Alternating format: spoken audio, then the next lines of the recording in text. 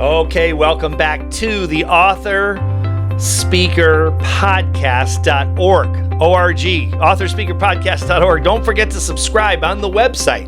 Go to AuthorSpeakerPodcast.org, subscribe on the far right, and then we'll email you every week when a new episode drops, so you won't miss an episode, and you can get all this information that we're talking about. Okay, so I want to talk to you about a book that really was foundational for me in the speaking business that I strongly recommend.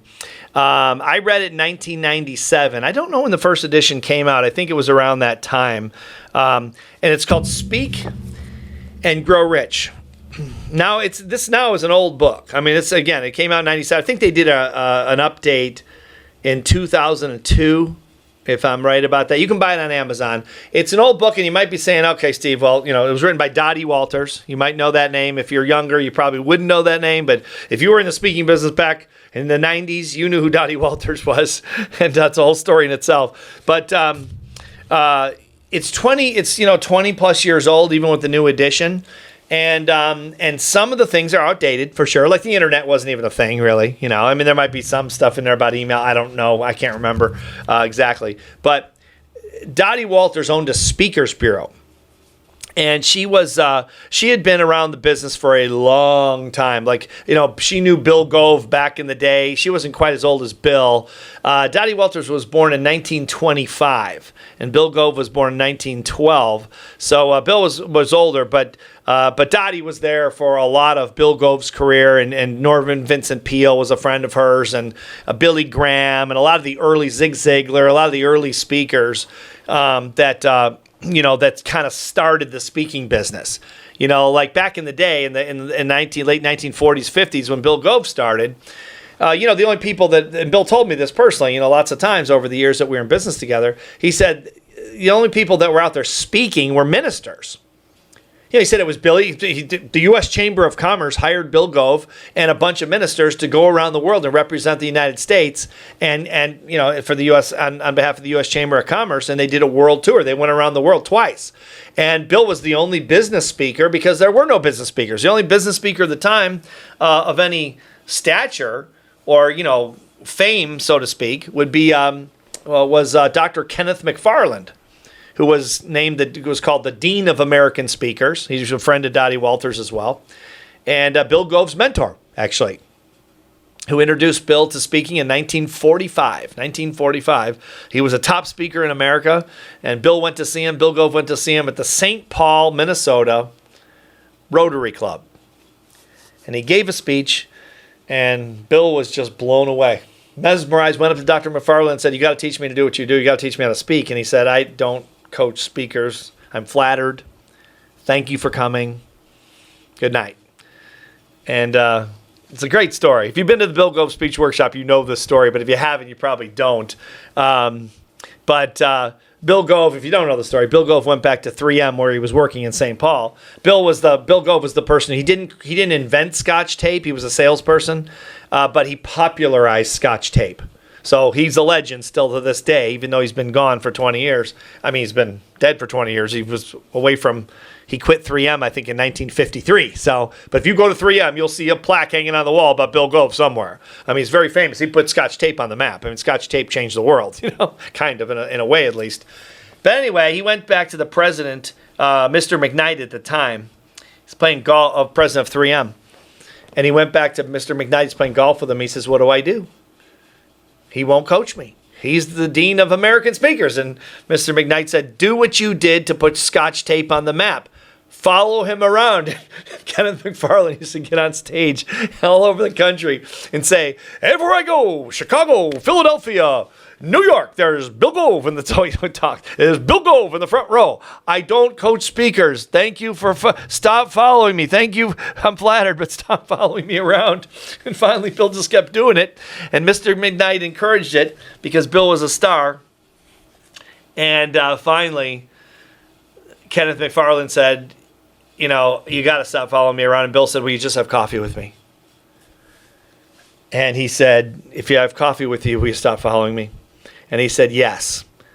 And they had coffee, and the rest is speakers history. I mean, for the next 30 years, the question in the speaking business was, Who's the greatest on the platform? Was it the great Dean of American Speakers, the coach, the mentor, Dr. Kenneth McFarland?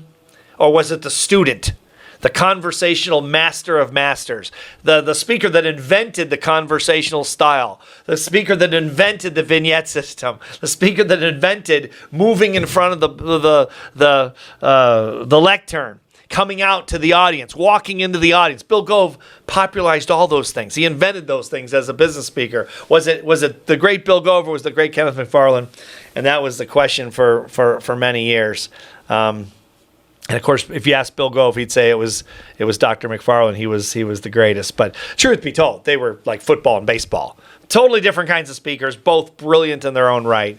But couldn't be any more different. But anyway, so going forward with this how far, not quite that far, Dottie Walters doesn't go back, but she owned a speakers bureau, and I knew Dottie for about the last maybe 10 years of her life. I opened up for her one time in Orlando at a seminar, and she was a character. I will tell you, she was a piece of work. We got along most of the time, but she was a tough old. She's gonna be careful when I say this, but just a kind of a female curmudgeon, kind of tough and gritty and cynical and a little bit mean sometimes. And but I'll tell you, say what you will, and either people either loved Dottie or they didn't love her. But I liked her. She was tough to get along with sometimes, but I liked her. But I will say this in no uncertain terms: she knew the business. Back then, it's different now, but she knew the business. But I read this book, then I hired her to be a consultant. She had a consulting program back then, and I could barely afford it. But I did it with her, and she was very tough on me, but she gave me straight information. And it was really good, and it was a real change for me. And she wrote this book.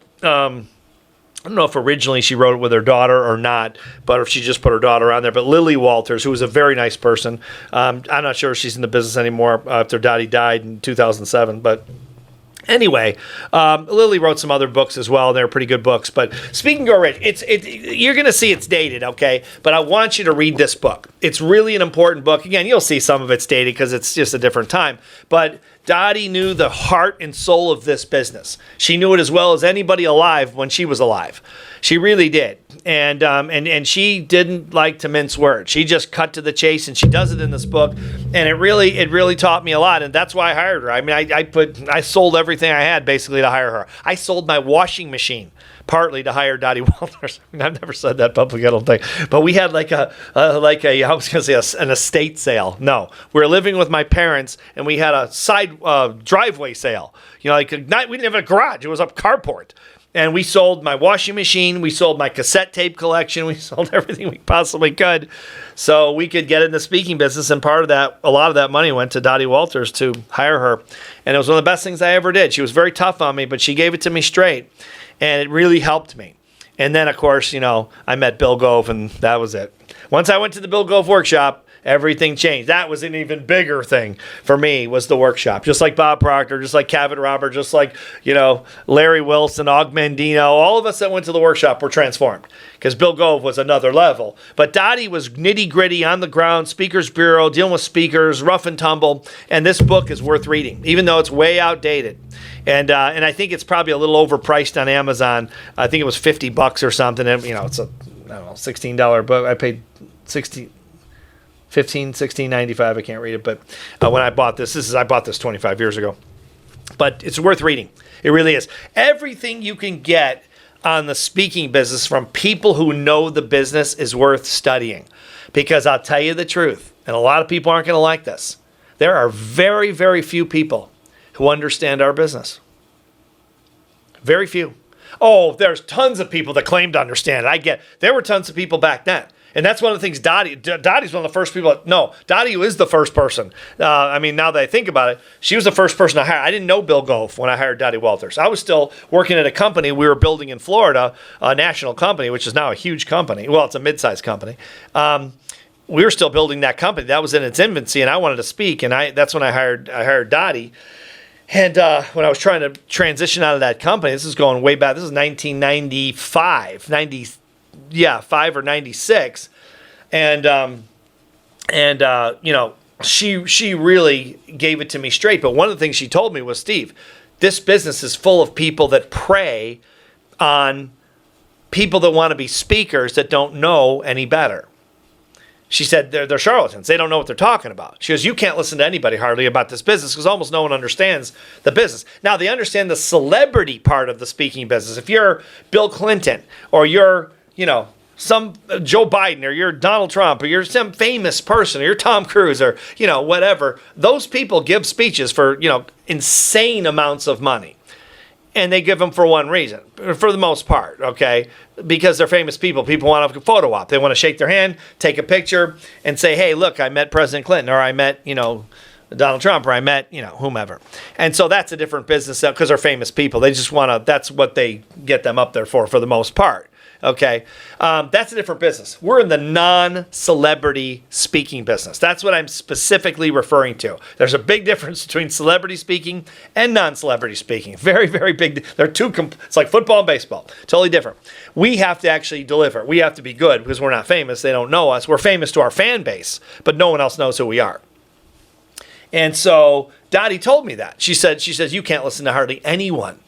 And when I told her when I first met Bill Gove, and I said, how about Bill Gove? She said, he's the father of the industry. You listen to every single word Bill Gove ever tells you. He is the best of all time. He's the greatest that ever lived. You listen to everything he says, but almost, and that's what I remember her telling me. She said, and you ask Bill who to listen to, and whoever he ordains as someone you can listen to, you listen to them and no one else. Don't ever argue with Bill Gove. He is the father of the industry. I remember her telling me that, and I never heard her say, usually she was hammering everybody because she was right. It's full of charlatans. Now, 25 years later, it's full of more charlatans because they're on the internet. They're on Facebook ads. Everybody's an expert on how to speak. You can get paid to speak in a week. You can write your book in 30 days and sell gazillions of copies. They're so full of crap, it's unbelievable. But people are naive and they buy it. They're not dumb. They're just naive. They don't know any better. And they think, well, it's a fast track to success. Yeah, good luck. That's not the speaking business. I don't know what business is fast track to success. If you find one, let me know and I'll go into it and we'll make a fortune. But in 35 years of building companies around the world, I've never found that business. So if you do, let me know. But in the meantime, you got to get on the ground. And here's someone that knew what she was talking about. She was rough, but she knew what she was talking. You'll feel it in the book. But she knew what she was talking about, and she's one of the people. You'll again, some of the stuff you'll have to skip because it's outdated. But she was knowledgeable, no question about that.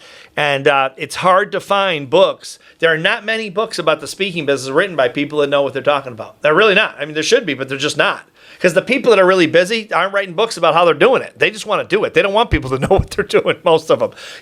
When I chaired the $1 Million Speakers Group at National Speakers Association, my year that I chaired was 2011, and we started the group in 2009. You had to prove by a profit and loss statement, okay, that we submitted to KPMG in Phoenix, that you made at least $1 million in the last 12 months giving speeches, or what they called speaking related revenue. So something, back of the room sales or something where you were speaking and you derived revenue from that speech.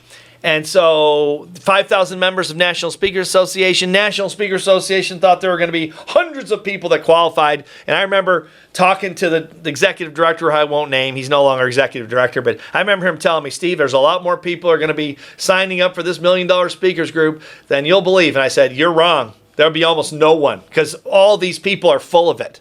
They're full of crap. I know they're not making money. And he said, how would you know that? I said, because the father of professional speaking is Bill Gove, and he's my business partner. Without Bill Gove, there'd be no National Speakers Association. He was the first president for the first 2 years. And Cavett Robert, the actual founder of National Speakers, told me personally, 1-to-1 in 1997, without Bill Gove, NSA does not exist. And that's why I said to, I won't name his name because he's a decent guy, but he was not good at running the organization, in my opinion. But not because it doesn't matter. Anyway, I won't get off on that. But I told him, I said there won't be people there. There won't be hardly anyone that qualifies because now you've got to prove it. Because NSA, I have a love-hate relationship with NSA. I love them and they hate me, but not really. I just have a love-hate because the people are nice, but most of them are full of crap because they don't know what they're talking about. But they love to talk. So it's kind of like someone giving you directions. It's how do I get to back before GPS? Now we don't ask directions, right? But for a lot of years, for a long time, up until about 10 years ago, you get lost and you ask someone on the side of the road, hey, do you know where the 7-Eleven is? They go, yeah, go 2 rights down. And they're completely full of crap. They have no idea where the 7-Eleven is, but they have to tell you. And the people give you the wrong directions all the time. You see it happen all the time. It's a phenomenon, to the point where it's a phenomenon. And psychologists would study and say, well, people feel like they'd rather say something than nothing. They'd rather tell you they know than they don't know, even if they don't know. Same in speaking. People love to talk. We had one time we had the president of NSA. I won't name her name. She was president, and I had a friend who was consulting her on her business. And I said, she has no idea what she's talking about. She's president of the National Speakers Association. He said, yeah, she made about $50,000 last year speaking. And I go, and she's president. He said, and she's president. My hate part of NSA is it's a lot of people yapping, and most of them are full of it. They don't know what they're talking about in the business. They don't make hardly any money, and they're nice people. Excuse me. They're nice people, and they don't know what they're talking about. And so, but they love to talk. So they'll tell you all these things. So when we had my year, 2011, when I was chairman, 39 people out of 5,000 qualified. 39. The first year, I think we had 19. In Orlando, that was our first year. Bill Bachrach, the great speaker from San Diego, was chairman. And there, I think we had 19 of us. Excuse me. And but that was it. And so very few people ever called. The last time I was a few years ago before COVID, and we had 60 people. Tops. 60, top number ever. 5,000 members, professional members worldwide. What does that tell you? It tells you that no one knows this business hardly. Most of them are full of crap. Dottie Walters was not. She knew the business. Bill Gove was not. He knew the business. Larry Wilson, Jim Cathcart, Tony Alessandra, Mark Victor Hansen, Bob Proctor. I can name all these people. Og Mandino. All these people. Bill Brooks, if I didn't say Bill Brooks. Ty Boyd. There were people. Don Hudson, the great Don Hudson from Memphis. These people know the business, or knew the business, or know the business. Some are no longer with us, but they know the business inside and out. There are not many of them. Not many. Bill Gove gave me a list of 20 speakers. When I met him, he said, these are the only people in NSA you listen to. I said, there's 5,000 members. He goes, right. Here are the 20 you can listen to. The rest of them don't listen to a word they say. They don't know what they're talking about. So my point in this is not to beat up NSA. I've done that all over the world because I've learned a lot from NSA and those particular speakers I named and some other speakers, not that many others, but some others. Randy Gage is another one I learned a lot from. Randy's a great guy and knows the business well. And there are other ones, but that I haven't named. Ray Pelletier, lots of, Ray Leone is another one. I could probably rip off probably another 25 names or so. But point of it is it's not many people. So when you find a resource like the Speak and Grow Rich or a Bill Gove workshop or, really anywhere where you can learn how this thing really works, that's what you want to follow because they're very rare. Very rare. Oh, the charlatans are still everywhere. Now they're more prevalent than any other time in the history of the business. But you can't listen to them because you'll spend 25 years spinning your wheels in this business if you don't know what you're doing. It's not the easiest business to make it in, So anyway, with that, I'll wrap up the show.